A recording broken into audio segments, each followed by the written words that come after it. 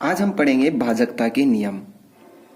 भाजकता के नियम exercise first को करने से पहले भाजकता के नियम याद होने चाहिए, तभी हमें एचसीएफ और एलसीएफ के जो सवाल हैं वो पूरे होंगे।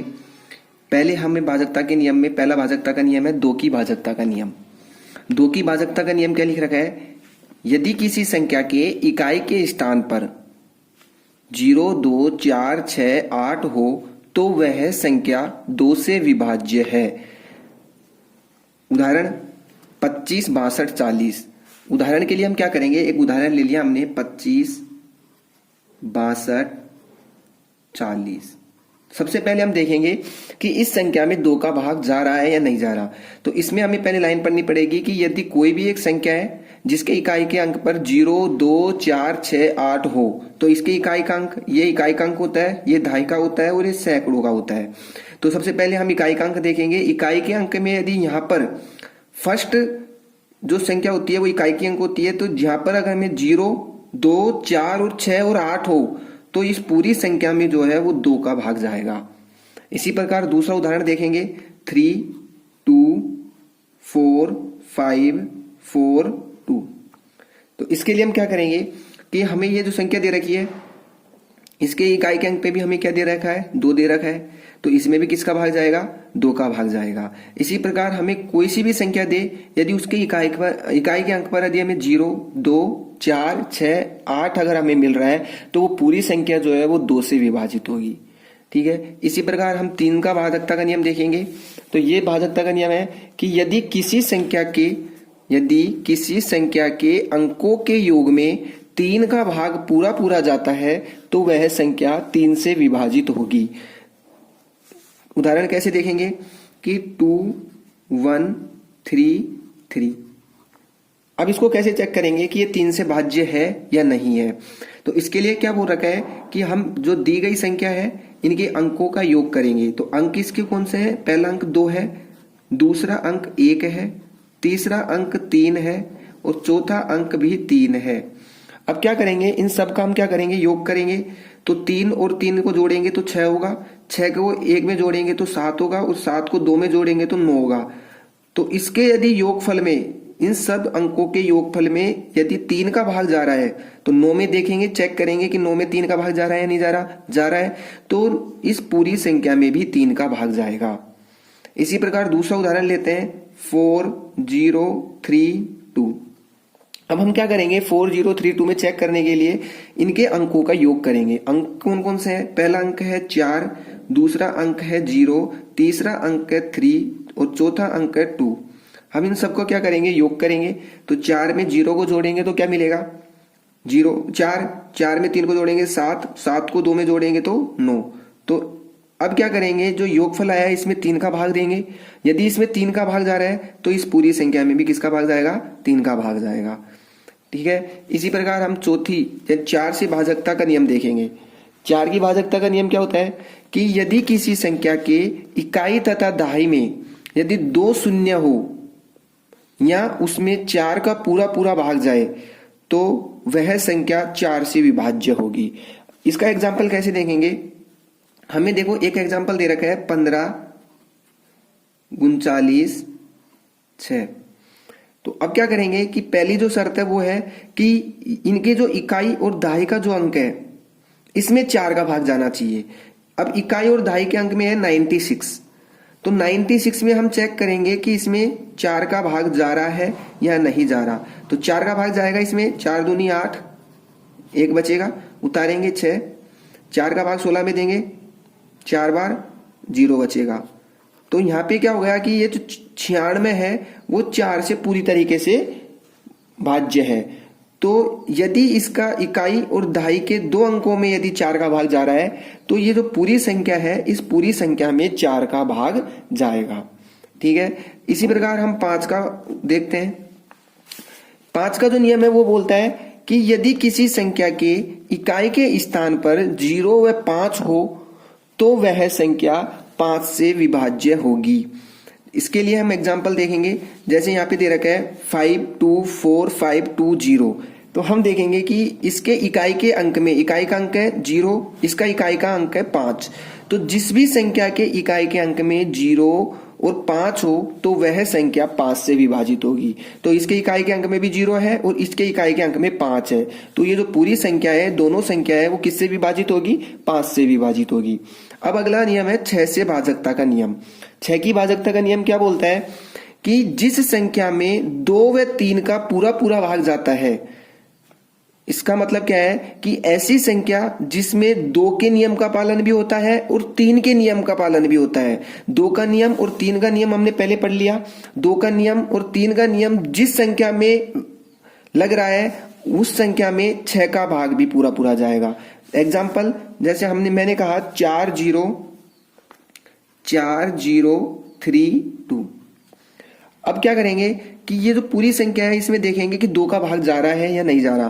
तो यहां देखेंगे 2 के भाग में अपने पास नियम था कि जिसके भी इकाई के अंक में 0 2 4 6 और 8 हो तो वह संख्या 2 से भाज्य होगी। तो ये वाली संख्या भी क्या है? 2 से भाज्य है।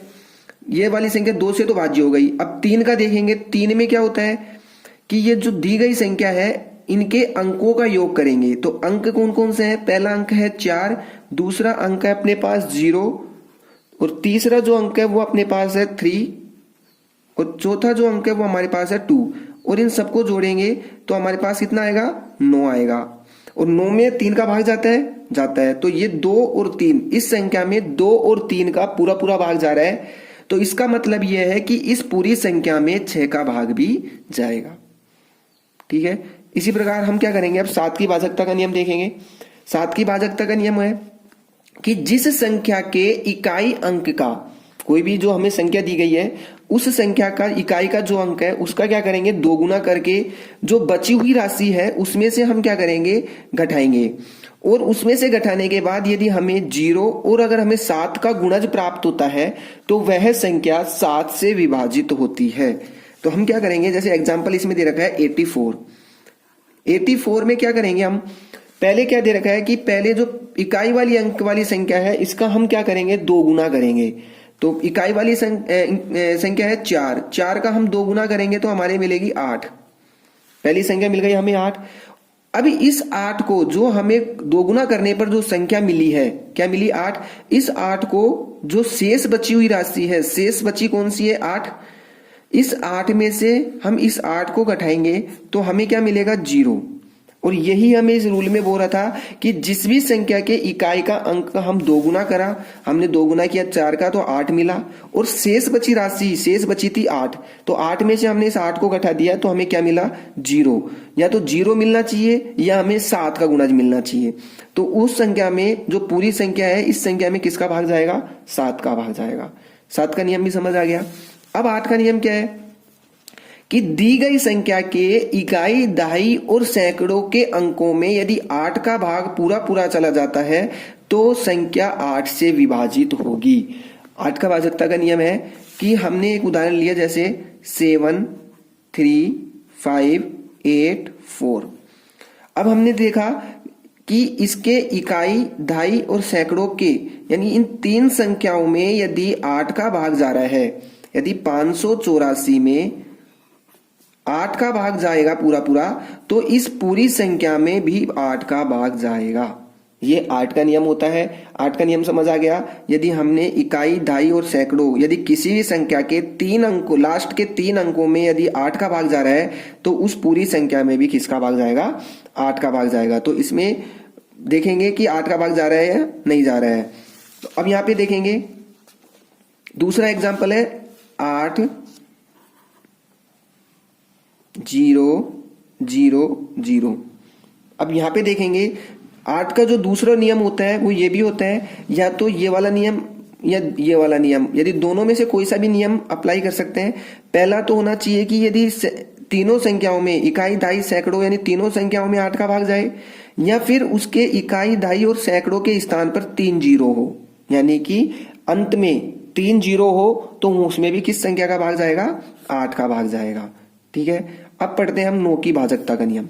अब 9 की भाजकता का नियम क्या है कि जिस संख्या के अंकों के योग में 9 का भाग चला जाता है तो वह संख्या 9 से भी विभाजित होगी।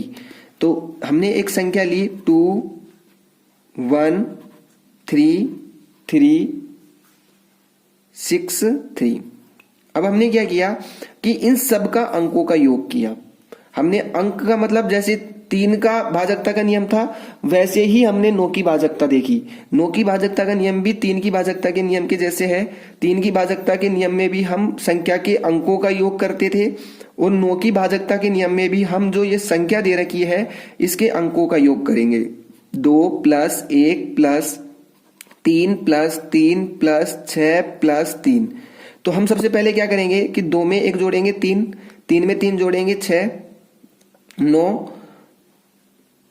12 और 6 18। अब देखेंगे कि इस योगफल में 9 का भाग जा रहा है या नहीं जा रहा। तो 18 में भाग जा रहा है, 9 दूनी 18। तो इस पूरी संख्या में भी किसका भाग जाएगा? 9 का भाग जाएगा। ठीक है। ऐसे ही जिसका दूसरा एग्जाम्पल है उनके अंकों का योगफल करना है। जैसे 8 8 8 3 है, इन सब के अंकों का योग करके देखना है। यदि उसके अंकों में यदि 9 का भाग जा रहा है तो इस पूरी संख्या में भी 9 का भाग जाएगा। अगला रूल है 10 की भाजकता का नियम। 10 की भाजकता का नियम जो है वो बोलता है कि जिस संख्या के इकाई स्थान पर 0 हो तो वह संख्या 10 से विभाजित होगी। सबसे आसान नियम है 10 की भाजकता का नियम। यदि कोई भी संख्या है, यदि उस संख्या के इकाई के अंक पर, यदि यहाँ पे इकाई है जैसे 210 है, 210 का इकाई का अंक है 0, तो इस संख्या में किसका भाग जाएगा? 10 का भाग जाएगा। किसी भी संख्या के इकाई के स्थान पर यदि 0 है तो उस पूरी संख्या में भी 10 का भाग जाएगा। 11 की भाजकता का नियम क्या है कि यदि दी गई संख्या के सम स्थानों के अंकों का योग व विषम स्थानों के अंकों का योग कर उन्हें घटाने पर यदि 0 आता है या 11 से विभाजित हो तो वह जो संख्या है वो 11 से विभाजित होगी। क्या बोल रहा है कि हमें कोई भी एक संख्या दी जैसे 4 3 2 3। क्या कह रहा है ये नियम कि इसके क्या करना है कि जो सम स्थान है, सम स्थान का मतलब क्या होता है कि सम संख्या जानते हैं कि 2 4 6 8, यानी कि पहली विषम संख्या होती है, दूसरे नंबर की सम संख्या, तीसरे नंबर की विषम संख्या और चौथे नंबर की सम संख्या।